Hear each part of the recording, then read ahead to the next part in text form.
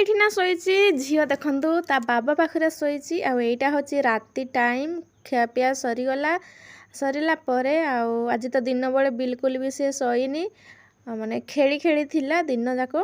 ତ ସେଥିପାଇଁ ତା ବାବା ପାଖରେ ଶୋଇ ପଡ଼ିଛି। ଆଉ କମ୍ବଳ ଢାଙ୍କି ହେଇକି କ'ଣ ପାଇଁ ଶୋଇଛି ନା, ଆଉ କୁଲର ମାନେ ଚଲେଇଛନ୍ତି। ଆଉ ଚାଲନ୍ତୁ ମୁଁ ଦେଖଉଛି, ଏଇଠି ନୂଆ ଘାସ ଲଗେଇଛନ୍ତି ଦେଖନ୍ତୁ। ଆଉ ଆଗରେ ନା ଘାସ ନଥିଲା, ମାନେ ଥିଲା ଯେଉଁ ଘାସ ଗୁଡ଼ା ନା ସେଗୁଡ଼ା ସଢ଼ି ଯାଇଥିଲା, ତ ଚେଞ୍ଜ କରାହେଇଛି, ନୂଆ ଘାସ ଲଗା ହେଇଛି। ଆଉ ଏତେ ବଢ଼ିଆ ହାୱା ଆସୁଛି, ପୁରା ରୁମ୍ଟାକୁ ପୁରା ଥଣ୍ଡା, ମାନେ ଏସିକୁ ବି ଫେଲ୍ କରିଦେବ, ଏତେ ମାନେ ଥଣ୍ଡା ହାୱା ଦେଉଛି। ତ ସେଥିପାଇଁ କମଳ ଢାଙ୍କି ହେଇକି ଶୋଇଛି। ତ ସାନ ଝିଅ କହିଲା ମୋତେ ବି ବ୍ଲାଙ୍କେଟ୍ ଦରକାର, ତ ମୁଁ ସେଥିପାଇଁ ସ୍ଲିପିଂ ବ୍ୟାଗ୍ ମୁଁ ଓହ୍ଲାଇ ଦେଇଛି ଦେଖନ୍ତୁ, ସେଇ ବେଡ଼୍ରେ ରଖିଦେଇଛି। ଆଉ ମୁଁ କହୁଛି ମାମା ତୁ ଶୋଇପଡ଼, ତ ସେ ଦେଖନ୍ତୁ କେମିତି ନାଟ କରୁଛି ରାତିରେ। ଆଉ ଏଇଠି ଦେଖନ୍ତୁ ସକାଳୁ ସକାଳୁ ପୁରା ପରିବା ଆସିଯାଇଛି, ତା ବାବା ଯାଇଥିଲେ ପରିବା ପତ୍ର ପହଞ୍ଚେଇ ଦେଇକି ସେ ପୁଣି ପଳେଇଲେଣି। ତ ଦେଖନ୍ତୁ ଶାଗ, ପିଆଜ ଶାଗ ନେଇକି ଆସିଛନ୍ତି। ଆଉ ଏଇଟା ହେଉଛି ନାଲି ଶାଗ ବୋଲିକି ନେଇକି ଆସିଛନ୍ତି, କିନ୍ତୁ ଦେଖନ୍ତୁ ପତ୍ର ବହୁତ ବାଛିବା ପାଇଁ ପଡ଼ିବ, ଫୁଲ ଫୁଟିଯାଇଛି, ଯାହା ମିଳିଲା ଉଠିକି ନେଇକି ଆସିଛନ୍ତି। ଆଉ ଏଠି ଧନିଆ ପତ୍ର, ମୁଁ କହିଥିଲି ଧନିଆ ପତ୍ର ଆଣିଦେବ, ତ ଧନିଆ ପତ୍ର ନେଇକି ଆସିଛନ୍ତି। ଏସବୁ ଧୁଆଧୁଇ କରିକି ଶୁଖେଇକି ପୁଣି ମାନେ ପଙ୍ଖା ହାୱାରେ ଶୁଖେଇବି, ପୁଣି ଫ୍ରିଜ୍ରେ ଷ୍ଟୋର୍ କରିକି ରଖିବି। ଆଉ ସବୁଥିରୁ ଟିକେ ଟିକେ ପରିବା ନେଇକି ଆସିଛନ୍ତି, ଭେଣ୍ଡି, ପୋଟଳ, କୁନ୍ଦୁରି, କାକୁଡ଼ି, ଅଦା, ଟମାଟୋ, ପିଆଜ ଆଉ ଆଳୁ ପିଆଜ ତ ନିହାତି ଦରକାର, ଆଳୁ ପିଆଜ ନହେଲେ ଚଳି ହେବନି। ଆଉ ଅଲଗା କଥା ମାନେ ପନିପରିବା ନଥିଲେ ବି ଚଳିବ, କିନ୍ତୁ ଆଳୁ ପିଆଜ ନିହାତି ଦରକାର। ତ ଏଠି ବଢ଼ିଆ ଭେଣ୍ଡି, ତ ଝିଅମାନେ ତ ପୁରା କଞ୍ଚା ଭେଣ୍ଡି ହିଁ ଖାଇଯିବେ। ଆଉ ପୁରା ବଢ଼ିଆ ଭେଣ୍ଡି ଆଣିଛନ୍ତି, ନରମ ନରମ। ତ ମୁଁ ଯାଉଛି ଏବେ ଶାଗ ବାଛିବି, ଆଉ ଏ ପନିପରିବା ସବୁ ଫ୍ରିଜ୍ରେ ରଖିଦେବି। ତାପରେ ଆଗ ଏ ଧନିଆ ପତ୍ର, ଆଗ ଶାଗଟା ବାଛିକି ଧୋଇଦେବି, ତାପରେ ଧନିଆ ପତ୍ରକୁ ସଫା କରିକି ରଖିବି, ପୁଣି ନହେଲେ ଏମିତି ରଖିଲେ ଖରାପ ହେଇଯିବ। ମାମା ଶାଗ ଖାଇବୁ ନା, ଶାଗ ବାଛିବା। ଆଉଠି ନା ମୁଁ ପିଆଜ ଆଉ ଆଳୁ ରଖିଦେବି, ତା ବାବା ନେଇକି ଆସିଥିଲେ, ସେ ପଳେଇଲେଣି ସକାଳୁ ସକାଳୁ ମାର୍କେଟ 8ଟା ମାନେ ହଁ 8ଟା ବେଳେ ଯାଇଥିଲେ। ଆଉ 1 ଘଣ୍ଟା ମାର୍କେଟିଂ କରିକି ଆସିଛନ୍ତି। ମାନେ ମାର୍କେଟିଂ 1 ଘଣ୍ଟା କହିଲେ ସେମିତି ନୁହଁ, ଆଉ ପେଟ୍ରୋଲ ଢାଳିବା ପାଇଁ ଯାଇଥିଲେ, ବହୁତ ଦୂର ହୁଏ, ତ ମାନେ ପେଟ୍ରୋଲ ଢାଳିକି ଯାଇଛନ୍ତି। ଆଉ କାହିଁକି ନା ମୁଁ ତ ଯାଇପାରିବିନି ପିଲାଙ୍କୁ ନେଇକି, ଆଉ ବହୁତ ଦୂର, ତ ଏଇଠି ଏତେ ବଡ଼ ବଡ଼ ଆଳୁ, ତ ମୁଁ ଦେଖାଉଛି ଆପଣମାନଙ୍କୁ ଏତେ ବଡ଼ ବଡ଼ ଆଳୁ ବୋଲି, ବଡ଼ ବଡ଼ ସାଇଜ୍ର ହିଁ ଆଣିଛନ୍ତି।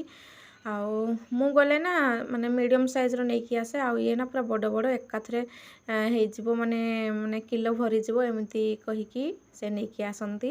ଆଉ ପିଆଜ ବି ବଡ଼ ସାଇଜ୍ର ବି ଆଣିଛନ୍ତି। ତ ଏଠି ନା ହାଲକା ହାଲକା ଟିକେ ଖରାପ ହେଇଯାଇଛି, ଗରମ ଯେହେତୁ ହେଉଛି, ତ ଗରମରେ ବୋଧେ ଏମିତି ହେଇଛି କି କ'ଣ କେଜାଣି, ତ ମୁଁ ଦେଖୁଥିଲି।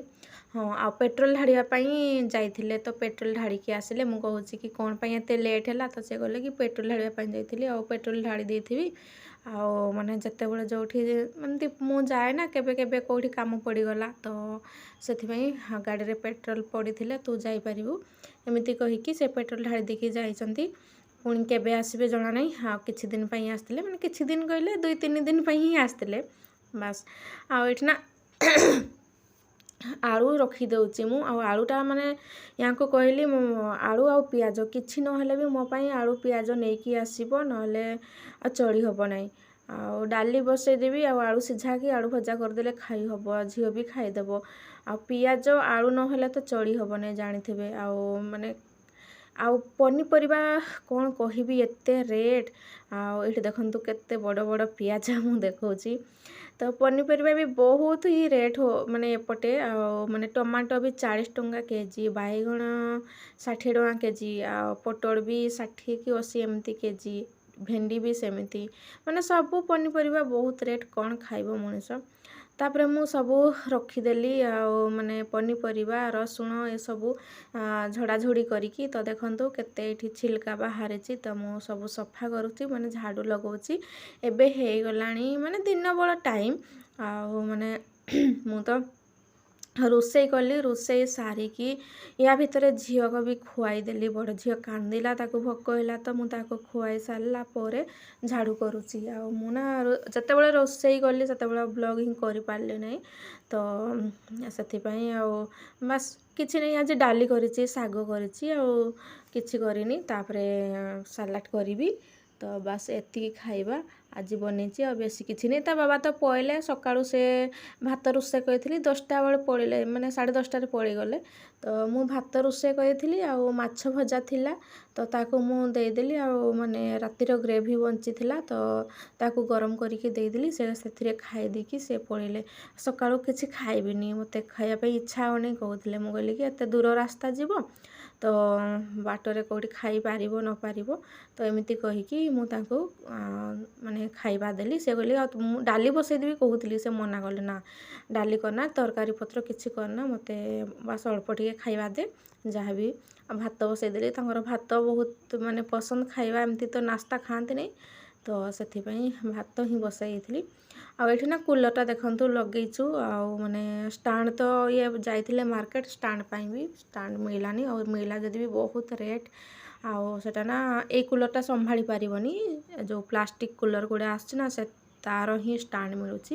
ଆଉ ବନେଇବା ପାଇଁ ଦେଲେ ବି ଲେଟ୍ ହେବ। ତ ସେଥିପାଇଁ କହିଲେ କି ଛାଡ଼, ଏ ଟେବୁଲଟା ଏମିତି ଖାଲି ଥିଲା ତ ଟେବୁଲ ଉପରେ ପଲିଥିନ୍ ପକେଇକି କୁଲର ରଖିଦେଇଛି। ଆଉ ତାପରେ ଏଠି ବାଲକୋନି ସିଷ୍ଟମ୍ ନାହିଁ ନା, ତ ଯେମିତି ହେଲେ ବି ତ ବ୍ୟବସ୍ଥା କରିବା ପାଇଁ ପଡ଼ିବ।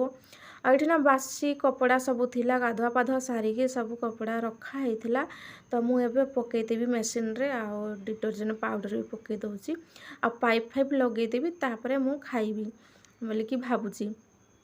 ଏପଟେ ତାର କପଡ଼ା ଧୁଆ ଚାଲିଥିବ, ତ ଏଠି କଷିକି ଲଗେଇଲେ ଯାଇକି, ନହେଲେ ମାନେ ଖୋଲି ଯାଉଛି କେତେବେଳେ ଜୋର ପ୍ରେସର ପାଣି ଆସିଲେ ନା ଖୋଲି ଯାଉଛି। ତ ଟିକେ ଢିଲା ହେଲେ ତ ସେଥିପାଇଁ ଜୋରସେ ଲଗେଇବା ପାଇଁ ପଡ଼ୁଛି। ଆଉ ଏଠି ମୁଁ ଲଗେଇ ଦେଉଛି କଟ୍, ବାସ୍ ମେସିନ୍ ଚାଲୁ କରିଦେଲେ ତାର ଚାଲିବ।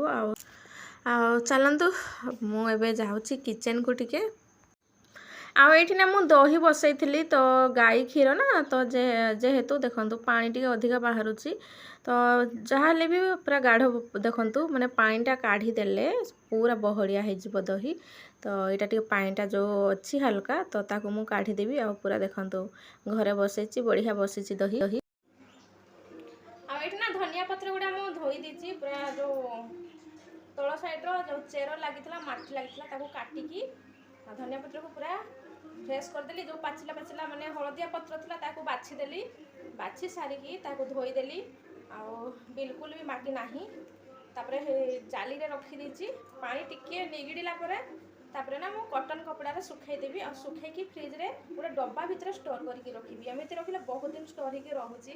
ମୁଁ ରଖିଥିଲି ମୋର ମାନେ କମ୍ ସେ କମ୍ 2 ସପ୍ତାହ ଖଣ୍ଡେ ଚାଲିଲା, ତ ସରିଗଲା ସେଗୁଡ଼ା। ଆଉ ଏଇଗୁଡ଼ା ଦେଖିବା କେତେ ଦିନ ରହୁଛି। ତ ଅଧିକ ନେଇକି ଆସିଛନ୍ତି, ଗତ ଥର ଅଳ୍ପ ରଖିଥିଲି, ଆଉ ଏଥର ଟିକେ ଅଧିକ। ଚଟନି ଫଟନି ଟିକେ ଦରକାର ପଡ଼ୁଛି, ତ ଚଟନି ବନେଇଲେ ଟିକେ ଅଧିକା ଦରକାର ପଡ଼ୁଛି। ନହେଲେ ସେମିତି ତରକାରୀ ପତ୍ରରେ ଏତେ ମାନେ ପଡ଼ୁନି, ଅଳ୍ପ ଟିକେ ପଡ଼ୁଛି। ଆଉ ବାସ୍ ଦେଖନ୍ତୁ ପୁରା ଫ୍ରେଶ୍ ଧନିଆ 10 ଟଙ୍କାର ନେଇକି ଆସିଛନ୍ତି। ଆଜି ବହୁତ ଗୁଡ଼ାଏ ଦେଇଛନ୍ତି, ନହେଲେ କେବେ କେବେ ଅଳ୍ପ ଦିଅନ୍ତି, କେବେ କେବେ ଅଧିକା। ତ ଯାଉଛି ଆପଣଙ୍କୁ ଶୁଖେଇଦେବି। ଆଉ ପିଲାମାନେ ତ ମାନେ ସାନ ଝିଅ ତ ଶୋଇପଡ଼ିଛି, ବଡ଼ ଝିଅକୁ ଖୁଆଇଦେଲି। ଆଉ ସେତେବେଳେ ମୁଁ ଭିଡ଼ିଓ ଜମାରୁ କରିପାରିଲିନି, କାହିଁକିନା ସେ ଖାଇବା ପାଇଁ ବହୁତ କାନ୍ଦୁଥିଲା, ଭୋକ ହେଉଥିଲା ତାକୁ। ତ ସେଥିପାଇଁ ମୁଁ ସେତେବେଳେ ଭିଡ଼ିଓ କ୍ଲିପ୍ କରିପାରିଲିନି। ତାକୁ ଖୁଆଇ ସାରିଲା ପରେ ସବୁ କାମ କଲି। ଏବେ ମୁଁ ଯାଉଛି, ମୁଁ ଖାଇବି। ତାପରେ ଭିଡ଼ିଓ ଆପଣଙ୍କ ଭିଡ଼ିଓ ବି ଦେଖିବାର ଅଛି, ଏଡ଼ିଟିଂ ବି କରିବାର ଅଛି। ବହୁତ ଟାଇମ୍ ହେଇଯିବ। ଏପଟେ ମେସିନ୍ ତ ଚାଲୁ କରିଦେଲି, ଆଉ ସେପଟେ କପଡ଼ା ଧୁଆ ଧୋଇ ତାର ଆରମ୍ଭ ହୋଇଗଲାଣି। ମୁଁ ଯାଉଛି ଖାଇଦିଏ ଟିକେ। ଆଉ ସାନ ଝିଅ ଉଠିଲେ ତାକୁ ପୁଣି ଖୁଆଇବି। ସେ ଶୋଇପଡ଼ିଛି, କାହିଁକିନା ସକାଳୁ ସେ ଉଠିଥିଲା, ଭୋର ସକାଳୁ। ତ ତା ବାବା ତ ଆଜି ପଳେଇଲେ ପୁଣି ଥରେ ତାଙ୍କର ଡ୍ୟୁଟି ବାହାରକୁ। ବାସ୍ ଆମେ ପୁଣି ଏକୁଟିଆ, ମାନେ ଏକୁଟିଆ ହେଲେ 2 ଝିଅ ମୁଁ ଆଉ 3 ଜଣ ଅଛୁ। ଆଉ ଏମିତି ଚେଷ୍ଟା କରିବି ରୋଜ ମାନେ ଡେଲି ବ୍ଲଗ୍ ପକାଇବା ପାଇଁ ଚେଷ୍ଟା କରିବି। ଦେଖିବା ସମ୍ଭବ ହେଲେ ପକାଇବି। ଆଉ ବେଳେବେଳେ ପୁରା ଥକି ଯାଉଛି, ଇଚ୍ଛା ହିଁ ହେଉନାହିଁ। ତ ଚାଲନ୍ତୁ କଣ୍ଟିନ୍ୟୁ କରନ୍ତୁ ବ୍ଲଗ୍ଟାକୁ।